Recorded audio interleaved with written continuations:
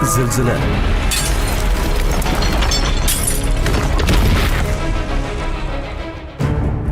Hurmatli fuqaro, to'satdan zilzila sodir bo'lsa, qanday yo'l tutishni bilasizmi?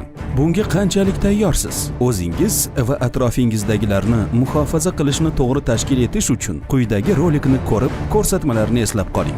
Bir boshidan boshlaymiz. Zilzilaga u sodir bo'lishidan avval tayyorgarlik ko'rib qo'ying. Buning uchun zilzila sutkaning istalgan vaqtida ro'y berishi mumkinligini yodda tutish, har qanday holatga oila a'zolarini ruhan tayyorlash zarur. Xavfsiz chiqish yo'llarini belgilab, ularni bolalarga, oila a'zolaringizga oldindan ko'rsatib qo'ying va vaqti bilan repetitsiya qilib turing. Xonalardagi xavfsiz joylarni tanlab, oila a'zolarining barchasiga qayerda kim turishigacha tushuntirib qo'ying. Uydagi mebellarning yuqori polkalarida og'ir va shisha buyumlarni saqlamagan ma'qul. Xonalardagi shkaf, kompyuter joylashgan stol, stenka va boshqa ag'darilishi mumkin bo'lgan jihozlarni devorga mahkamlab qo'ying. Suv, gaz va elektr tarmoqlarini o'chirish moslamalarini sozligini tekshiring. Joylashgan o'rnini oldindan oila a'zolaringizga ko'rsatib, qanday ishlatishni tushuntiring. Birinchi tibbiy yordam ko'rsatish uchun zarur bo'lgan barcha vositalar doimo aptechkada bo'lishini ta'minlang. Bunda dorilarning yaroqlilik muddati va saqlash qoidalariga rioya qilishni unutmaslik lozim. Yotoqxonalarda ag'darilishi mumkin bo'lgan jihozlar bo'lmagani ma'qul. Kravatlarni lyustra tagiga yoki zilzila paytida tushib, sinib ketishi mumkin bo'lgan oynalarga qadab qo'ymaslik maqsadga muvofiq.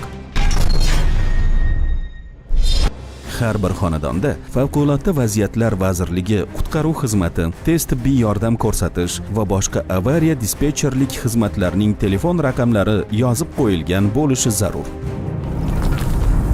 To'satdan zilzila sodir bo'lgan paytda nimalarga ahamiyat qaratishimiz lozim? Vahimaga tushmasdan o'zingizni osoyishta tuting. Bu orqali boshqalarga namuna bo'ling va atrofdagilarga yordam berishni rejalashtiring. Bir qavatli binoda bo'lsangiz, tashqariga chiqishni chaqqonlik bilan, atrofdagi xavf-xatarni hisobga olgan holda bajaring. Ko'p qavatli binolarda esa tashqariga yugurib chiqishga intilmaslik lozim. Zero, yuqoridan tushayotgan buyum yoki qismlar hayotingizga xavf tug'dirishi mumkin. Yaxshisi, zilzila to'xtaguncha bino ichida xavfsiz joyni egallab, o'sha yerda kutish maqsadga muvofiq hisoblanadi. Ko'p qavatli binolarning zinapoyalariga yugurib chiqmang va liftga kirmang. Chiroq o'chib qolishi, yong'in xavfsizligi signallari, qo'riqlash qo'ng'iroqlarining ovozi, sinayotgan idish tovushlari, yog'och g'ichirlashi, yiqilayotgan turli buyumlar tovushlaridan vahimaga tushmang va bularga ruhan tayyor bo'ling. Tashqarida turgan paytda tezlikda bino va elektr simlaridan xoli bo'lgan ochiq joyga chiqib olmoq lozim. Mashinada bo'lsangiz, bino va elektr simlari, ko'prik, turli quvurlardan chetroqqa chiqib, mashinani to'xtatib, zilzila to'xtashini kutib turing. Ana endi zilziladan keyin amalga oshirilishi lozim bo'lgan ishlar bilan tanishtiramiz.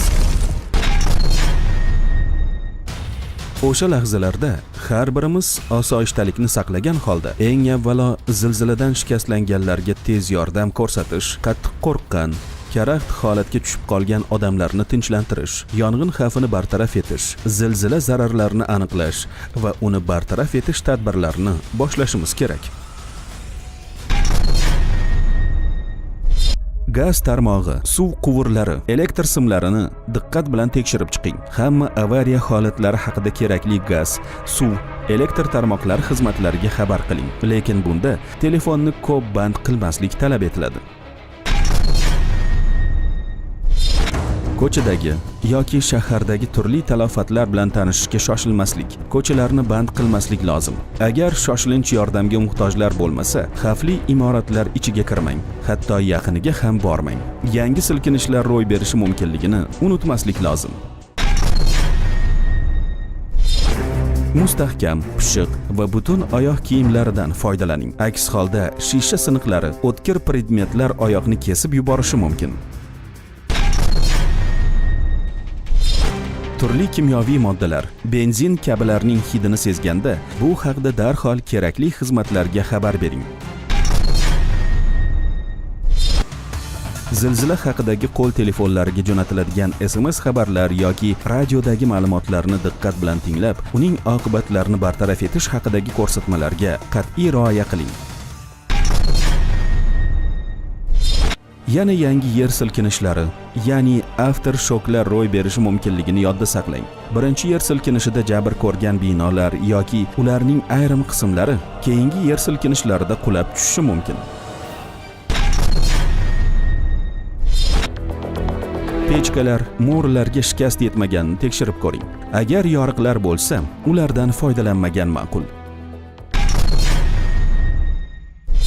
Og'ir buyumlar qulab tushishi mumkinligini inobatga olgan holda, eshik, derazalar va mebellarning eshiklarini ehtiyotkorlik bilan oching.